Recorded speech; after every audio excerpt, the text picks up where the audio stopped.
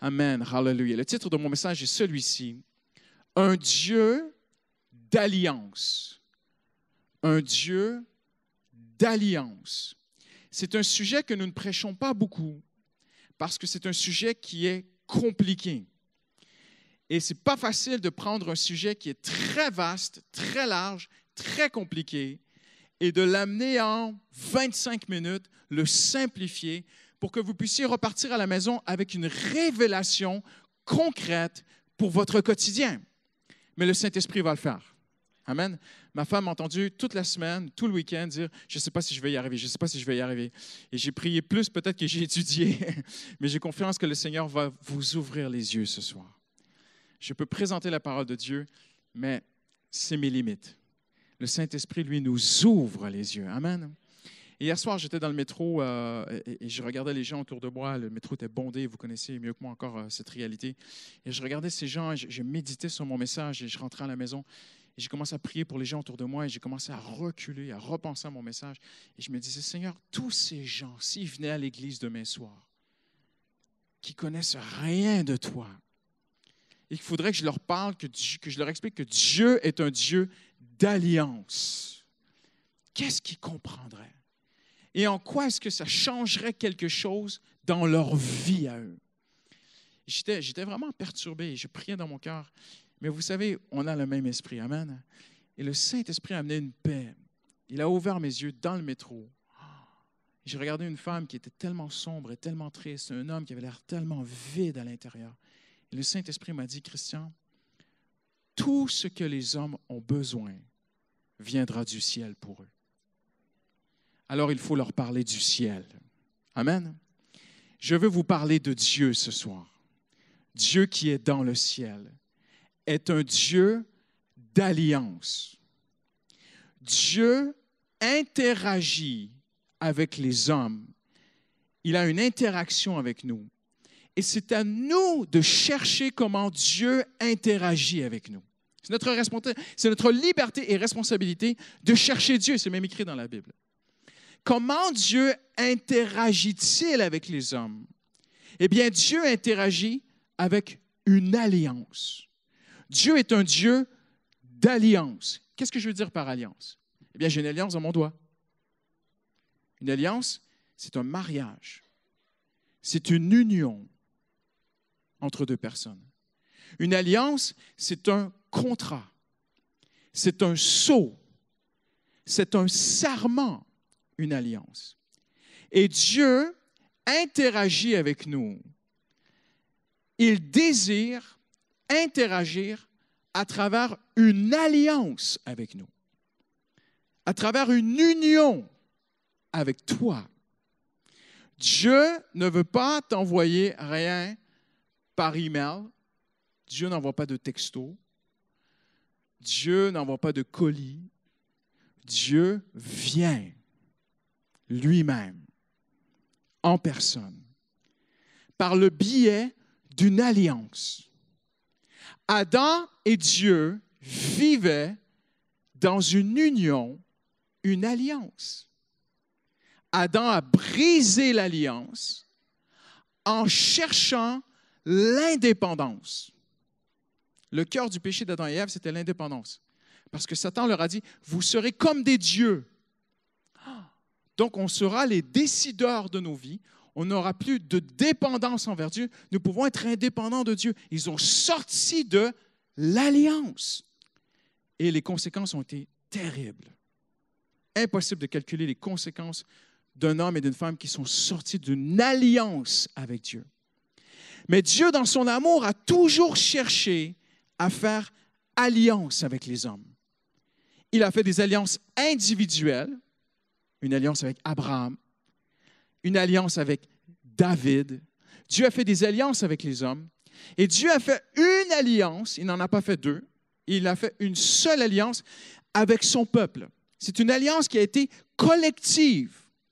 Et Dieu a fait un contrat, un serment, une alliance, une union avec Israël.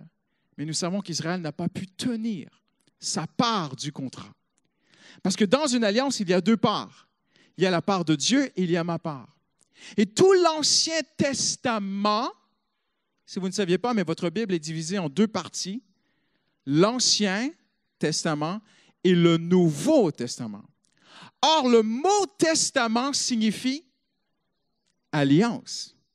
Vous pourriez très, très librement écrire dans votre Bible Ancienne Alliance et Nouvelle Alliance. L'auteur aux Hébreux joue sur les termes dans le grec.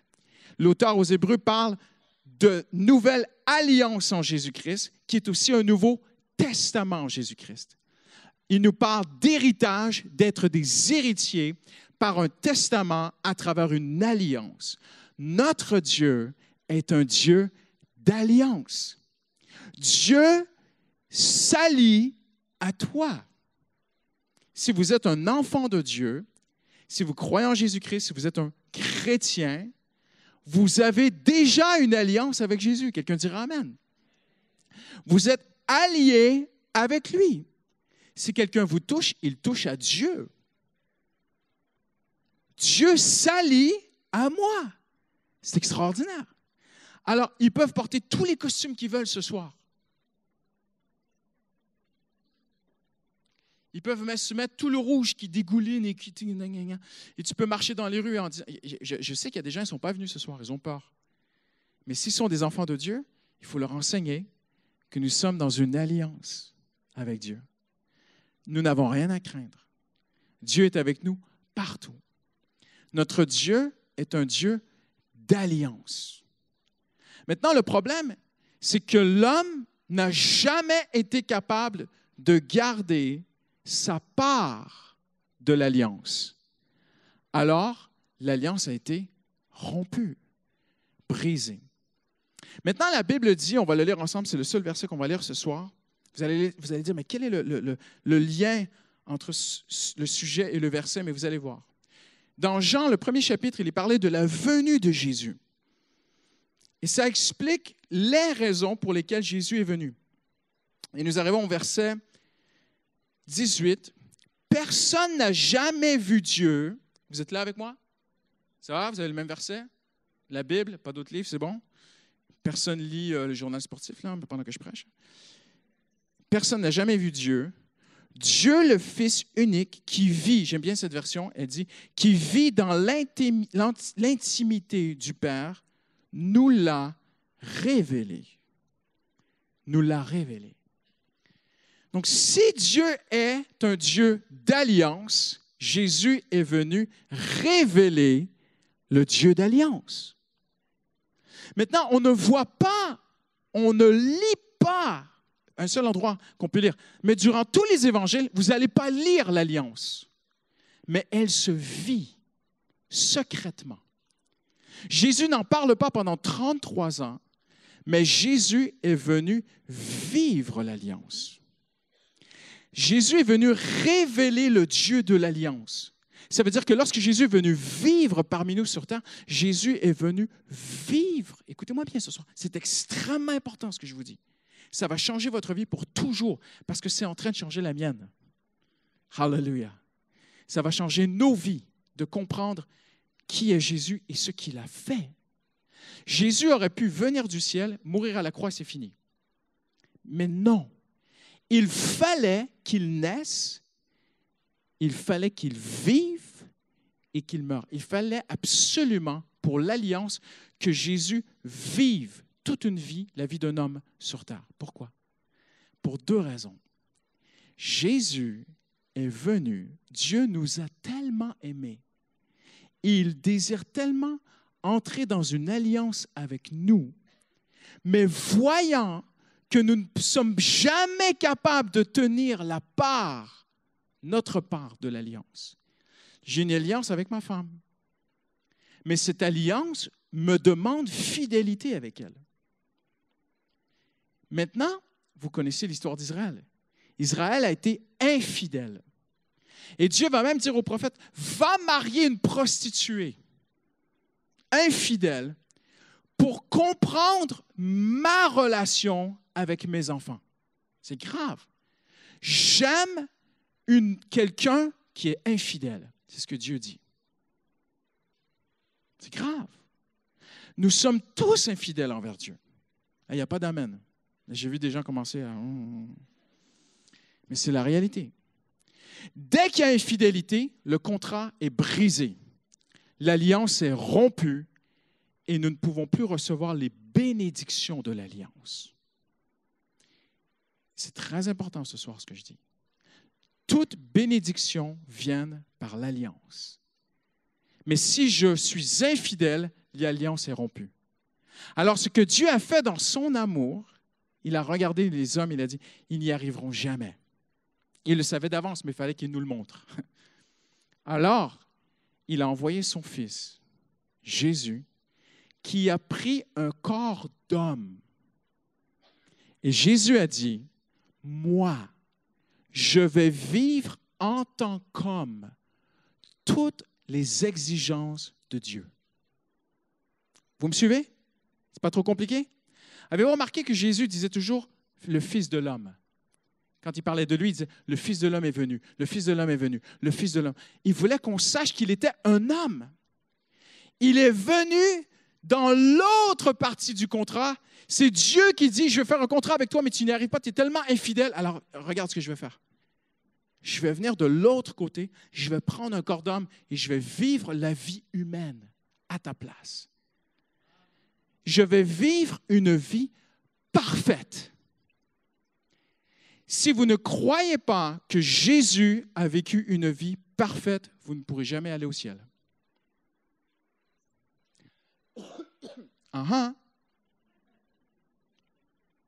C'est vrai? Mais c'est vraiment vrai. À chaque seconde, chaque fraction de seconde, les pensées secrètes de Jésus étaient toujours parfaites. Jésus n'a jamais eu une mauvaise pensée. Il n'a jamais péché dans ses pensées. Même enfant, adolescent, jeune, adulte. Jésus, constamment, sa nature. Il y a peut-être des gens qui vont quitter l'Église et vont dire, mais ils sont fous ces gens. C'est ce que nous croyons. Nous croyons et maintenant nous le vivons aussi. Jésus était constamment, 24 heures, quand il dormait, quand il vit, nuit et jour, il était parfait. Il a rempli toutes les conditions de fidélité du contrat que Dieu avait demandé.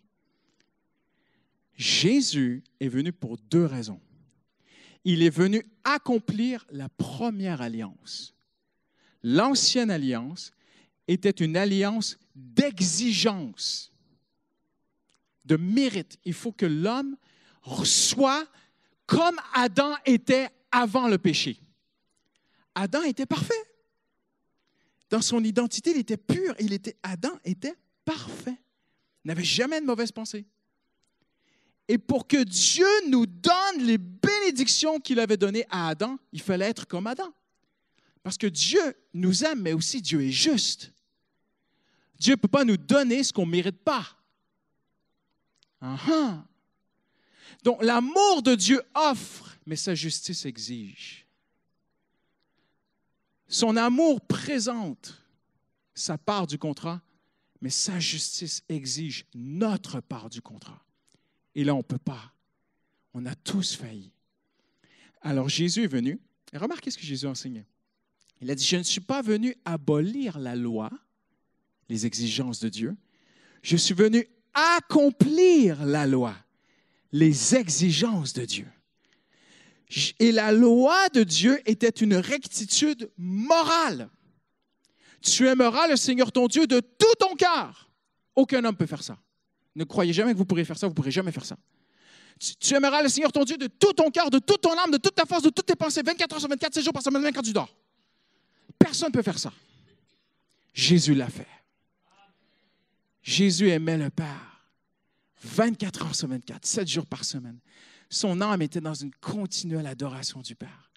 Jamais Jésus n'a aimé les choses de ce monde. Jamais, jamais, jamais, jamais. Et pourquoi il a fait ça? Il a fait tout ça pour arriver à une fin où il a pris, non seulement il a été parfait, il a pris nos péchés, il les a portés, il s'est mis à la croix. Personne ne prend ma vie, c'est moi qui la donne. Et Jésus à la croix, sur son dernier souffle, qu'est-ce qu'il dit? Et voilà. Tout est accompli. Qu'est-ce qui est accompli? L'ancienne alliance. Le contrat est scellé, fini, fermé, total. Quelqu'un a réussi à remporter le contrat, c'est Jésus. Hallelujah. Et maintenant, ça, c'était le mystère de Dieu. C'est que nous étions cachés en lui. Hallelujah. À ce moment-là, Christian Robichaud était là. Et ne riez pas. Vous aussi, vous étiez là. Tous ceux qui croient en lui étaient à la croix avec lui. Et Paul dit, je suis mort avec lui. Mais là, je n'ai pas fini. Ça, c'est la moitié de l'histoire. Il est ressuscité. Il est monté au ciel. Jésus ne pouvait pas faire Star Trek. Je disparais, j'apparais là-bas. Il ne pouvait pas faire un truc comme ça. Il fallait qu'il monte. Écoutez-moi bien. Il fallait qu'il monte physiquement au ciel avec un corps d'homme. C'était obligé. Parce qu'il représentait les hommes. Et en montant au ciel, Jésus s'est présenté comme grand sacrificateur. Maintenant, je fais une parenthèse, un petit peu compliquée, mais suivez-moi bien. C'est très enseignement ce soir, mais c'est extrêmement important. Une seule fois par année dans l'Ancien Testament, le grand sacrificateur entrait dans le lieu très saint, le Saint des Saints, pour se présenter devant Dieu au nom du peuple. Il présentait le sang d'un agneau sans tache parfait. Il mettait le sang sur le propitiatoire, qui était une petite plaque qui représentait le trône de Dieu. Le trône de Dieu. Le sang était mis sur le trône de Dieu. Quand Jésus est ressuscité, il a pris sa vie. Parce que la vie est dans le sang. Dites La vie est dans le sang. C'est merveilleux. Et Jésus a présenté à son Père, en tant que grand sacrificateur, sa vie parfaite. Il vient devant Dieu. Écoutez bien ceci. Chaque seconde de sa vie fut parfaite pour prouver à la justice céleste la valeur inestimable de sa nature. Alléluia. Jésus s'est présenté devant le Père et avec beaucoup d'humilité, mais il a dit, c'est moi le seul. Il n'a pas dit, c'est moi le meilleur, il a dit, c'est moi le seul. Il dit, je l'ai fait. Je l'ai fait. Et je te présente ma vie. Quelle vie? Parce qu'on présentait le sang. La vie était dans le sang. Jésus présente sa vie. Quelle vie il a présentée? Sa vie terrestre. Sa vie terrestre. Jésus a présenté au Père sa vie terrestre. Et là, le Père a dit, viens t'asseoir à ma droite. Et là, écoutez-moi bien. Là débute la deuxième alliance. La première alliance est terminée. Toutes les exigences de Dieu ont été accomplies en Jésus. Et moi, je vais me cacher en lui. Et la deuxième alliance, la nouvelle alliance, débute. Quand est-ce qu'elle débute? Elle débute au ciel. Maintenant, regardez bien. Où sont les disciples pendant que Jésus fait ça? Ils sont dans une chambre haute en train de trembler puis d'avoir peur. Ils ne le savent pas encore, mais ils sont vainqueurs. Et le jour de la Pentecôte, le Saint-Esprit descend. Pierre qui avait peur devient brave. Ceux qui tremblaient ont fait trembler le monde. Ceux qui étaient vaincus sont devenus vainqueurs. Ceux qui étaient pécheurs sont devenus sanctifiés. Alléluia. Le jour de la Pentecôte a débuté la nouvelle alliance. Alors Jésus a vécu sur terre pour deux raisons. Jésus a vécu pour accomplir l'ancienne alliance, afin de la sceller, la fermer et qu'elle soit terminée. Mais écoutez-moi bien maintenant. Jésus a aussi vécu sur terre pour une deuxième raison. Il vivait sa vie quotidienne pour le Père. Il démontrait sa sainteté parfaite dans ses pensées au Père, parce que les actions extérieures n'impressionnent pas Dieu. Hein? Dieu regarde au cœur. Et constamment, le Père lisait le cœur du Fils. Et constamment, le Père disait, « Voici mon Fils bien-aimé, en qui j'ai mis toute mon affection. Il est parfait, son cœur est parfait, son cœur est pur, son cœur m'est agréable. » Et constamment, le Père se réjouissait dans le Fils. Et le Fils recevait une huile d'onction de joie au quotidien. Jésus vivait pour le Père, mais Jésus vivait aussi pour moi et pour toi. En quoi est-ce qu'il vivait sa vie pour moi? Je vous l'explique.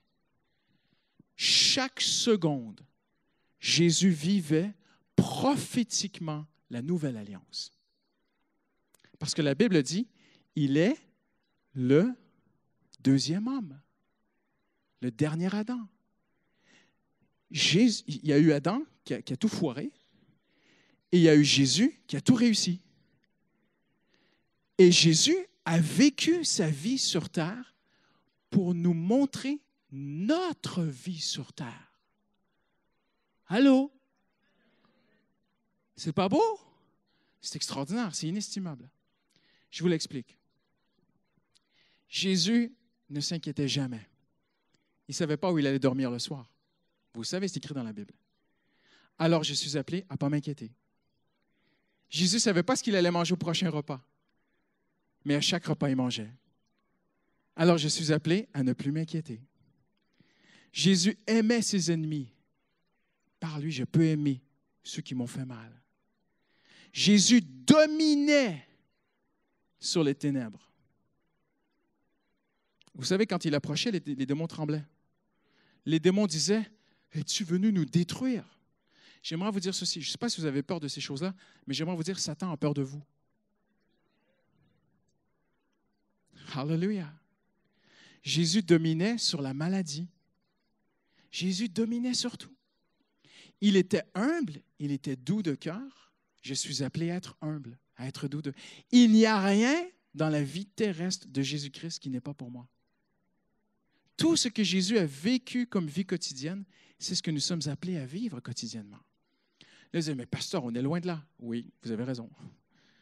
Mais, petit à petit, le Saint-Esprit nous y amène. Amen.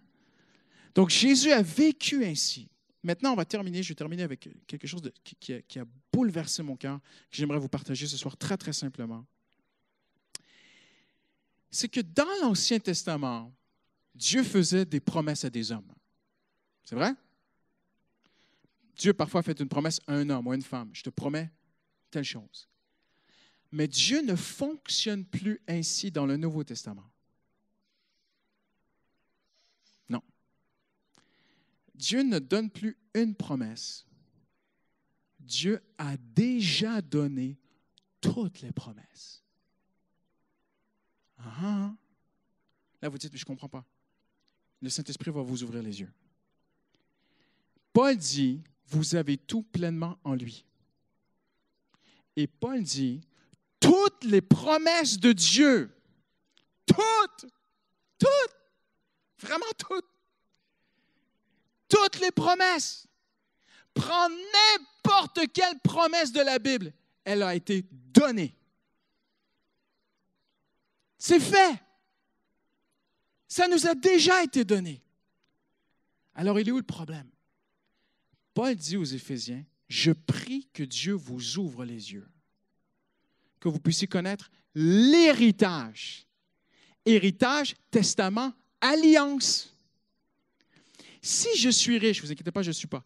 Si je suis riche et que ma femme est pauvre et qu'elle me marie, elle n'a pas besoin chaque jour de me demander des pièces de monnaie. Tout ce qui est à moi est à elle, par alliance. Hallelujah! Voyez où je vais?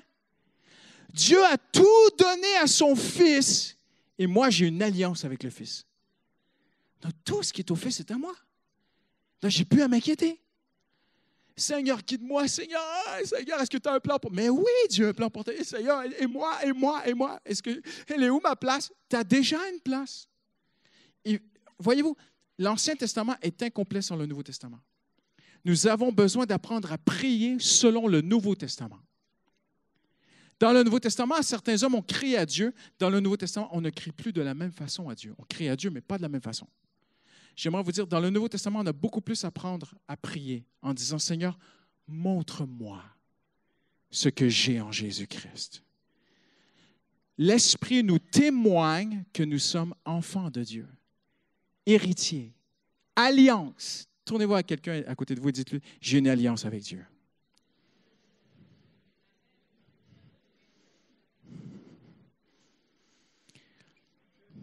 Et je termine avec ceci ce soir. Vous savez, Jésus a dit, je vous enverrai le consolateur. Quelqu'un sait c'est quoi en grec? Paraclète. Viens ici, mon paraclète. Jésus va au ciel et dit, je vous envoie le paraclète. Amen. Viens ma fille Abigail. Je vous présente ma fille ce soir. Elle m'en veut. Elle va dégonfler mes pneus. Mais bon. Abigail vient de donner sa vie à Jésus. On fait semblant, ça fait longtemps. On fait semblant qu'elle vient donner sa vie à Jésus. Et elle devient chrétienne. Et là, Jésus lui dit, t'inquiète pas, je m'en vais au ciel. Je vais terminer l'alliance et je t'envoie le paraclète. Savez-vous ce que ça veut dire un paraclète? C'est un avocat. C'est un spécialiste du droit. C'est ça que Jésus a dit. Je vais vous envoyer. Là, attention, mettez des boules caisses parce que tout le monde va exploser d'amen, OK? Ça va être chaud. Ça va vraiment chauffer ici. Comprenez-moi bien, écoutez-moi bien. Ça va être extraordinaire ce que je vais dire. Vraiment, je suis vraiment super motivé là. Jésus dit, je vais vous envoyer en tant qu'enfant de Dieu le spécialiste de vos droits.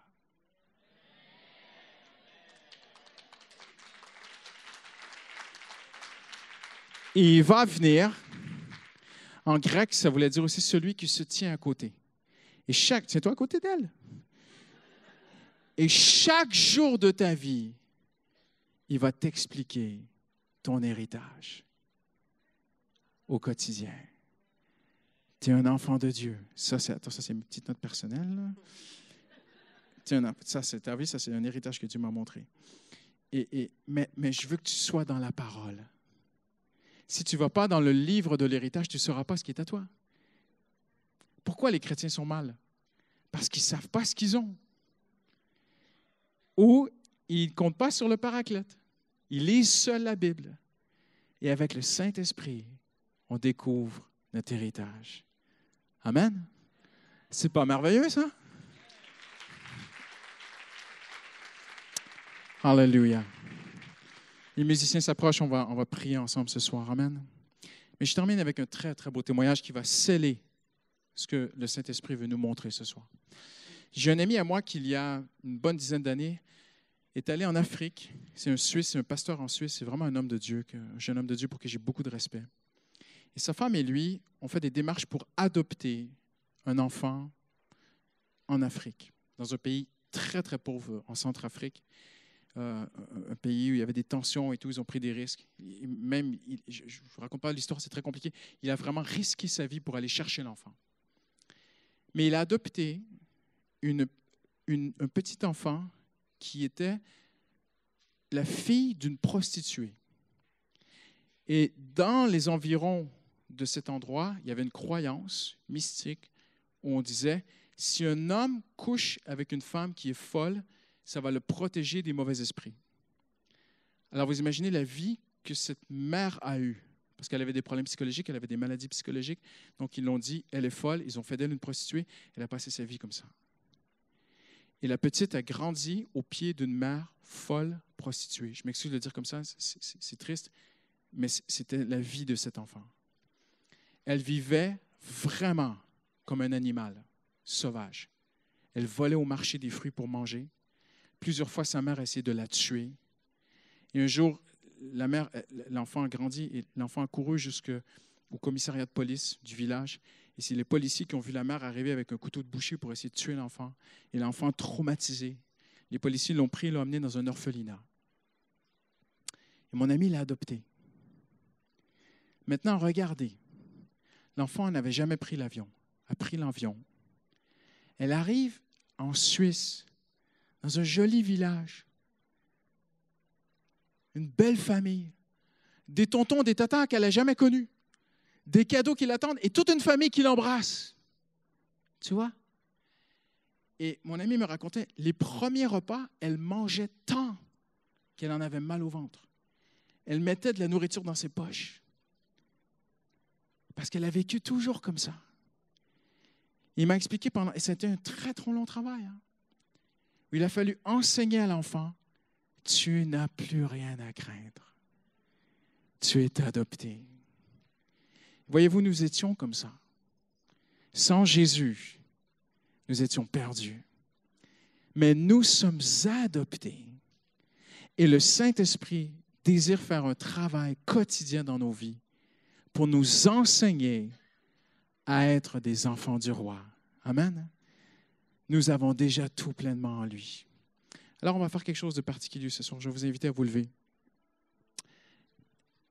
Et nous allons prier bien simplement. Hallelujah. Jésus a dit, ma maison sera une maison de prière. Et j'aimerais vous inviter ce soir à prier la prière, Éphésiens chapitre 3, où Paul dit, je prie qu'il ouvre les yeux de votre cœur. Tu es ici ce soir avec des inquiétudes, avec un passé, avec un présent.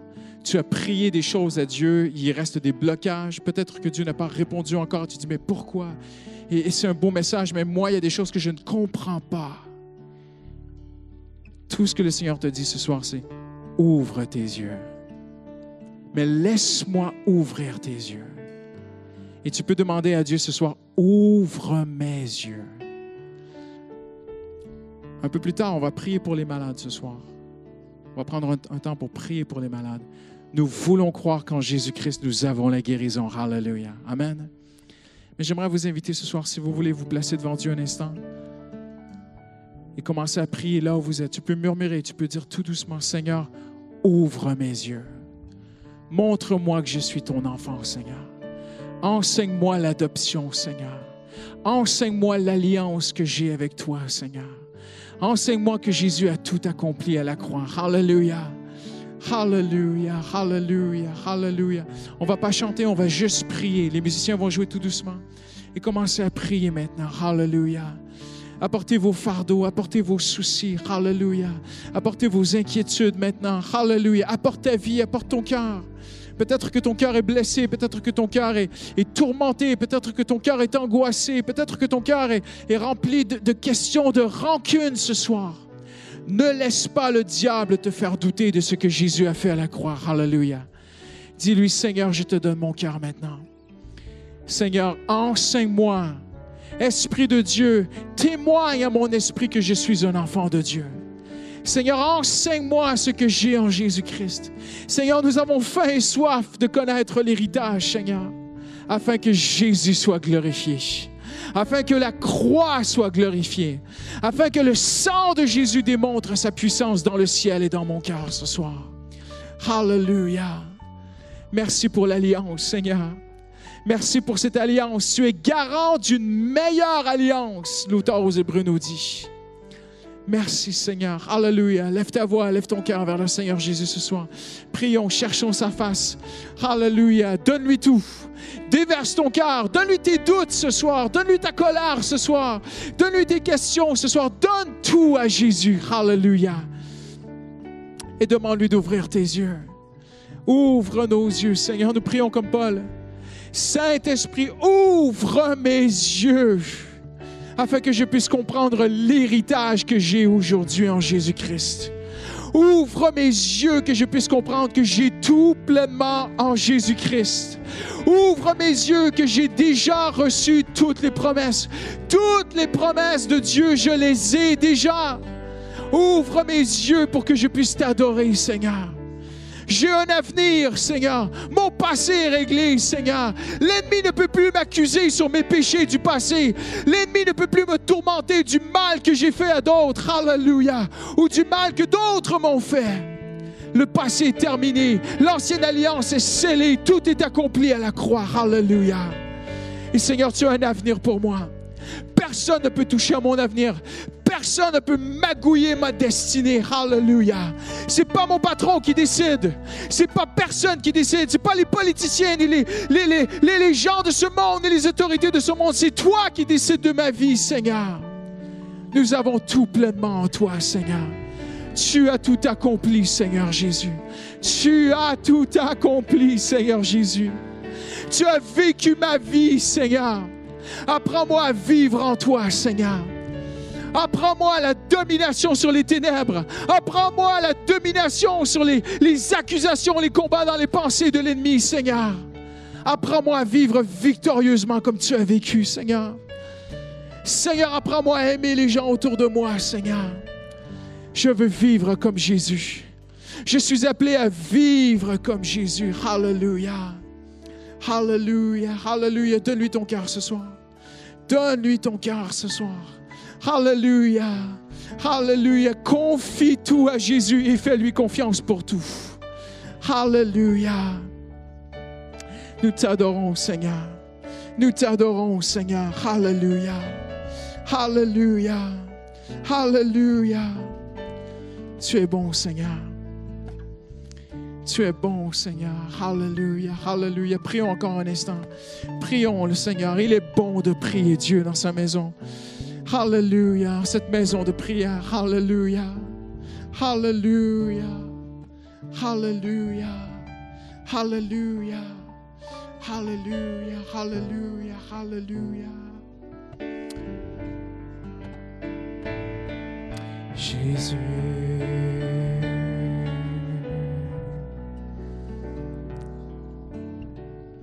Hallelujah. Nous allons prier pour les malades ce soir.